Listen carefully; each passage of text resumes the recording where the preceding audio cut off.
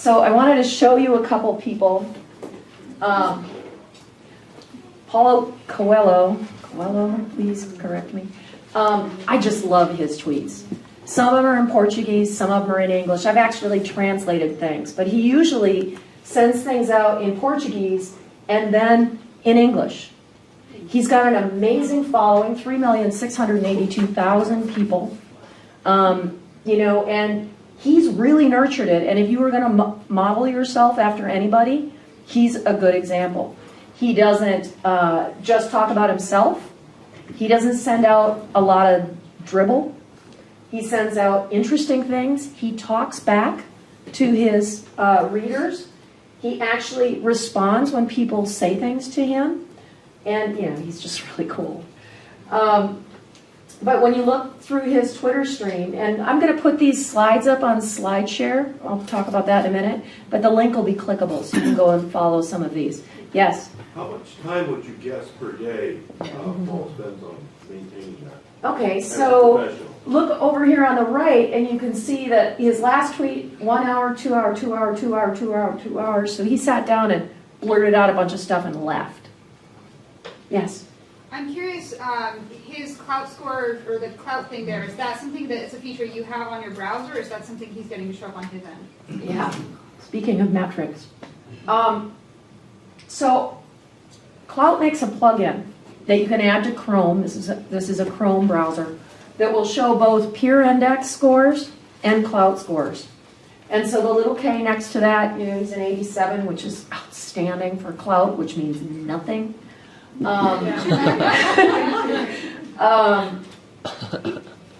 It shows. I like peer index. As far as I'm concerned, Clout is totally bogus, but I will take their gifts. And I'm like a 54, so I got nothing on all of them. What's the other one? Peer index. What is that? Peer, P-E-E-R, index.com.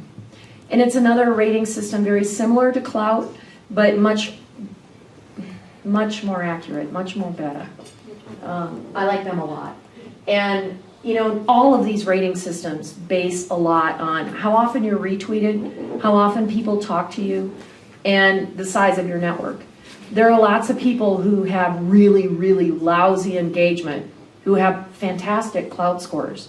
And it's really based on they got a lot of followers. And the number of followers means zippo if they're not talking to you. So again, you know, the whole buying followers things. And I know he didn't because, you know, it's just, he's very popular. And you can see because of the interaction and the mentions. But some people do. And some people do that. I follow everybody who follows me back, or I get mad at them and send them direct messages saying, follow me, follow me, follow me. Don't let that happen either. You don't have to follow everybody who follows you. One of the things that happens with Twitter is people get really obsessed about the numbers. It's not about the numbers of people. It's about whether they actually care about what you've got to say. And if you automatically follow everybody back, that's when you're going to start seeing a lot of spam in your direct messages, because you followed that person not knowing whether they were useful or not. So kind of, I'll just walk real quickly through my strategy for following somebody. I'll go look first, I'll look at their picture and see, do I want to talk to this guy? Is he somebody interesting? Is he anybody I care about? I'll read the bio and see, you know, what are they about? What are they telling me they're about?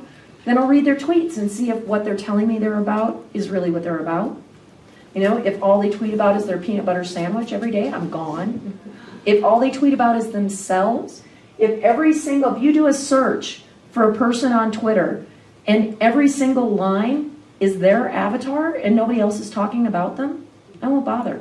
Unless it's a news feed like the BBC or something, you know, that I really want it to be a news feed.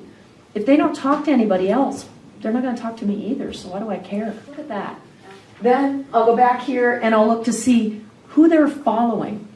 And generally, if they've got a lot of people that they're following, you know, he's got 14,000 people he's following, which is a lot. 96. Oh, I'm sorry, 96. What am I thinking? Tweets.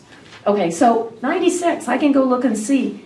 This is 96 people he really cares about. It's not just everybody who followed him. So I'll go look to see who that is, you know, who's influencing him.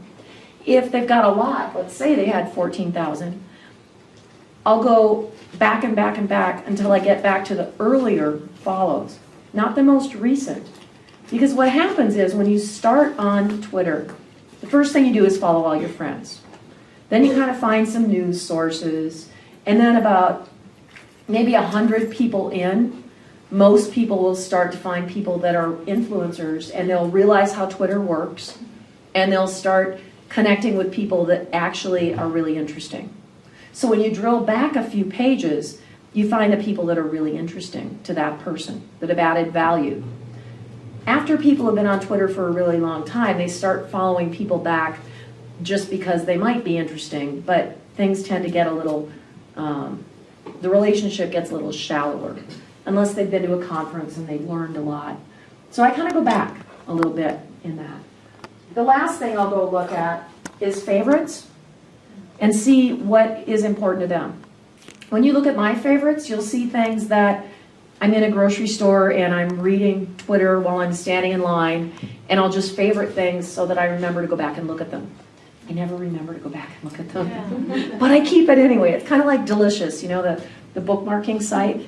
It's a graveyard for links. So is Twitter favorites, because I just, you know, I put them in there and I go, oh, I'm going to go back to this, or this is really great, and then I forget.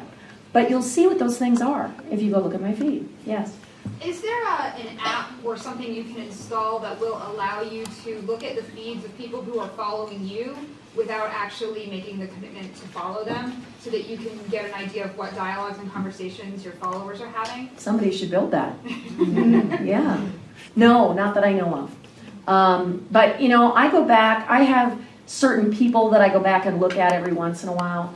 But once you've got a lot of followers, they don't really see you as a stalker anymore, so it's okay. You know, initially, if you've got 5 followers and, you know, you followed 150,000 people, people are going to suspect you. They're going to figure you're a spammer. You said that you should respond to everybody who contacts you. So a couple things. Who sees that, the fact that they contacted you? Just you? Or Anytime all your you put followers? a reply into Twitter, it goes out to the world. So everybody sees the whole thing, unless it's a direct message. Okay, so all my followers, if I contacted you, all my followers would see it, and all your followers would Yes. see it. Okay, so for somebody like him who has 3 million followers, and if there's 1-2% people responding to him, just going to typical marketing, how could you possibly manage that? Usually it's not that many. And you'll look at feeds of people who have a lot of followers like this and see that they pick particular things that are interesting to respond to. If you say, hey, that was a great book, he'll respond, thanks. And I suspect that's probably a VA that's doing that, a virtual admin, not him.